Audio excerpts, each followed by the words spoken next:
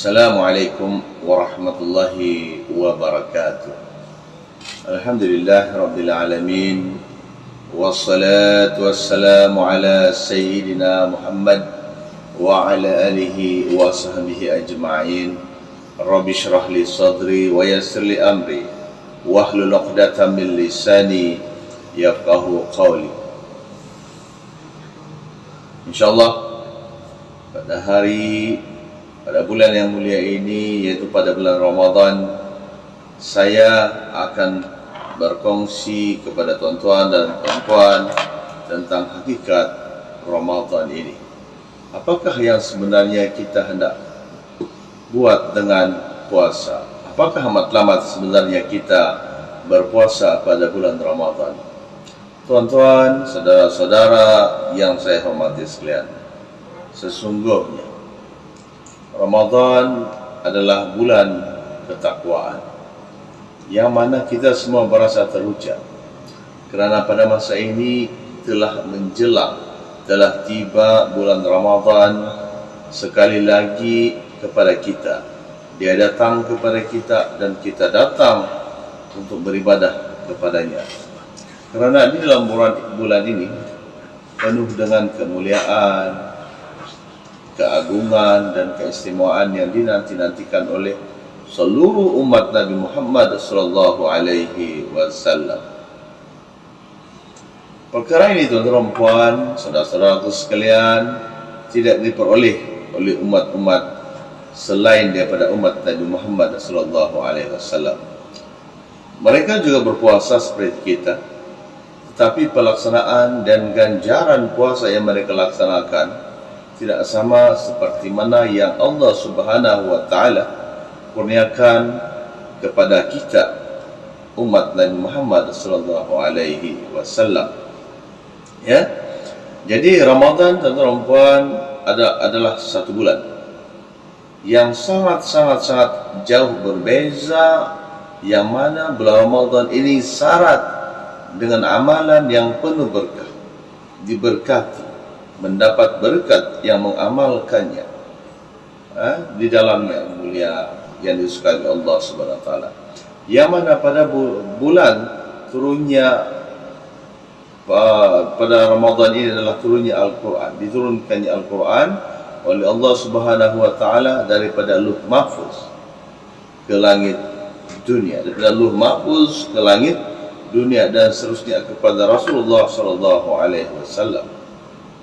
Dan bulan ini, yaitu bulan Ramadan ini, syarat dengan keampunan dan maghfirah dan limpahan ganjaran pahala yang berlipat-lipat kali ganda oleh Allah Subhanahu wa taala yang tidak ada pada bulan Muharram, Safar, Rabiul Awal dan seterusnya, melainkan pada bulan Ramadan sahaja Allah Subhanahu wa taala kurniakan. Allah Subhanahu wa taala telah memerintahkan, tuan-tuan dan puan, Anda, saudara-saudaraku sekalian, memerintahkan umat Islam yang beriman tentang kewajiban menahan diri luaran dan dalaman, di luaran kita dan dalaman dalam diri kita ini melalui firman Allah Subhanahu wa taala dalam Al-Quran, dalam surah Al-Baqarah ayat 183 yang berbunyi, ya ayyuhalladzina rajim, bismillahirrahmanirrahim, ya ayyuhalladzina amanu kutiba alaikumussyiyam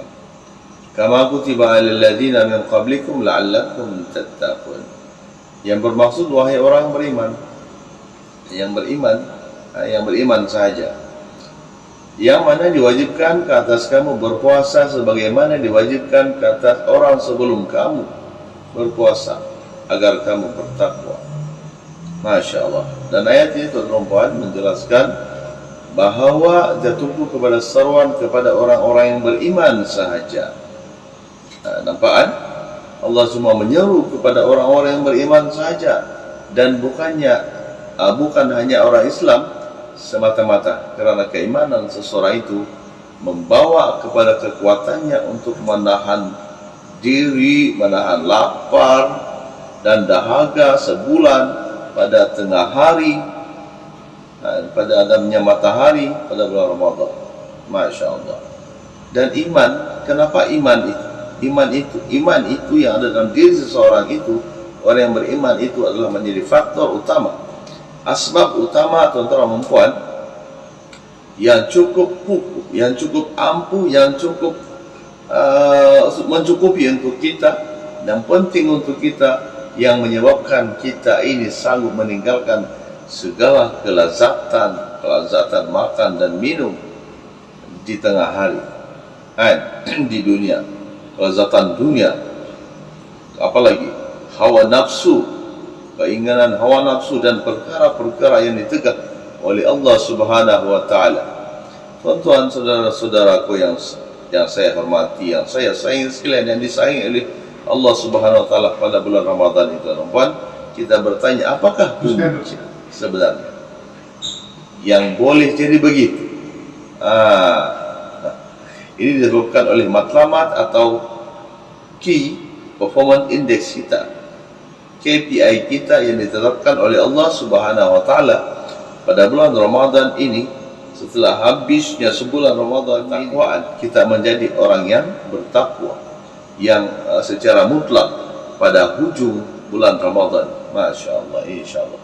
Dan bila kita ditanya tentang apakah definisi takwa, tuan-tuan, takwa ada satu perkataan yang biasa kita dengar, takwa ini satu perkataan yang biasa kita dengar setiap hari, setiap minggu apabila kita hadir khutbah Jumat. Terutama sekali kan, masa itulah khutbah Jumat itu kita dengar, hendaklah kita bertakwa kepada Allah Subhanahu wa taala. Bukan satu seruan terlampau yang biasa-biasa saja ini. Kita rasa dia macam biasa saja, tapi tahukah kita seruan takwa ini mengandungi satu seruan yang untuk memperbaharui janji kita ini wa ta'ala untuk sentiasa melakukan kebaikan dan menyeru kepada kebaikan dan mencegah kemungkaran serta perkara-perkara keji dan juga maksiat. Allah Subhanahu wa taala berfirman dalam Al-Quran, banyak telah memperkatakan tentang perkara ini dalam surah Al-Baqarah, yang dia punya maksud, wahai manusia, sembahlah Tuhanmu yang telah menciptakan kamu dan orang-orang yang sebelum kamu agar kamu bertakwa.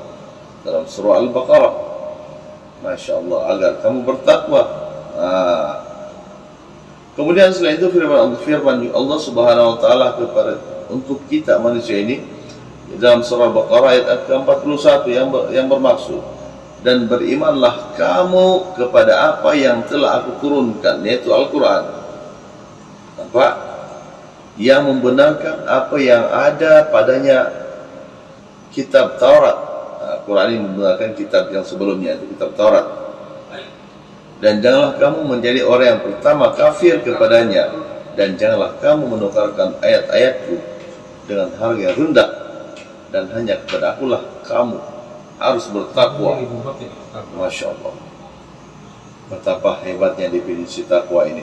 Dan di samping itu ayat yang lain, dan ingatlah kata Allah Subhanahu wa taala, ketika kami mengambil janji daripada kamu dan kami angkatkan gunung Tursina. Gunung Tursina, tuan-tuan, kita pernah dengar tentang cerita Gunung Tursina ini. Di atasmu seraya kami beriman, berfirman, peganglah teguh seteguh-teguhnya apa yang kami berikan kepadamu, dan ingatlah selalu apa yang ada di dalamnya agar kamu bertakwa. Masya Allah, dalam Al-Quran disebut berulang-ulang kali tentang takwa ini. Ayat-ayat tadi itu adalah dalam surah Baqarah ayat yang ke-63.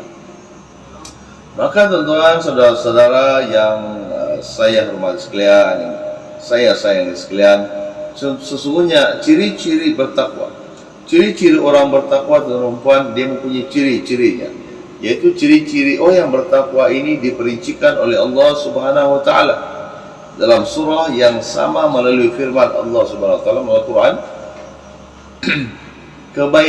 Kebajikan itu bukanlah menghadapkan wajahmu ke timur ataupun ke barat.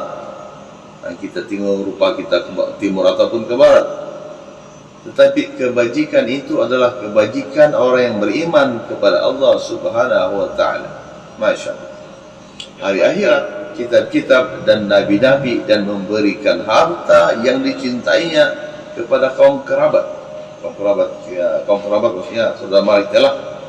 Dan juga memberikannya kepada anak-anak yatim, orang-orang miskin, orang-orang yang dalam perjalanan ataupun musafir yang habis bekalannya, peminta-peminta sedekah, dan untuk memerdekakan hamba sahaya yang melaksanakan solat dan menunaikan zakat, orang-orang yang menepati janji apabila berjanji, dan orang-orang yang sabar dalam kesusahannya.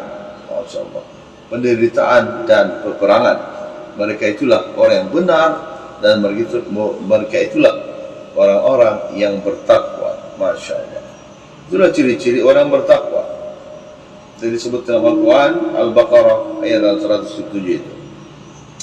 Maka saudara-saudaraku sekalian, jelaslah di sini bahwa keimanan dan ketakwaan kepada Allah Subhanahu wa taala ini masih seiring demi merealisasikan matlamat. Selepas sebulan beribadah dalam bulan Ramadan, kita solat tarawih, kita solat fardu, kita solat, baca Al-Quran dengan tazkirah, dengan ceramah para ustaz, Masya Allah, kita berzikir kepada Allah Subhanahu wa taala dalam masa sebulan itu, teman-teman, kita merasakan matlamat takwa itu. Ini karena bukan semua orang yang mengaku Islam itu itu mempunyai keimanan yang jitu kuat, ya, untuk melawan nafsu, untuk menahan nafsu syahwatnya daripada melakukan perkara yang menjadi rutin hidupnya dalam 11 bulan sebelumnya. Masya Allah. Saudara-saudaraku sekalian, dalam menghayati bulan Ramadan itu, Nabi Muhammad sallallahu alaihi wasallam telah bersabda memberikan kepada kita pengetahuan tentang Ramadan ini. Ya, dalam hadisnya daripada Abu Hurairah radhiyallahu anhu, katanya bahwa Nabi Muhammad SAW telah bersabda, maksudnya, sesiapa yang tidak meninggalkan percakapan bohong dan berkelakuan keji lagi buruk sedangkan ia berpuasa, baginya tidak ada kelebihan di sisi Allah Subhanahu wa taala selain daripada lapar dan dahaga yang didapatinya. Ini adalah hadis Imam Bukhari. Masya Allah. Jadi saya rasa itu sahaja perkongsian kita tentang takwa. Ramadan membawa matlamatnya adalah takwa matlamat untuk Ramadan. Ya, jadi jumpa lagi insyaallah. Wabillahi taufiq wal hidayah. Assalamualaikum warahmatullahi wabarakatuh.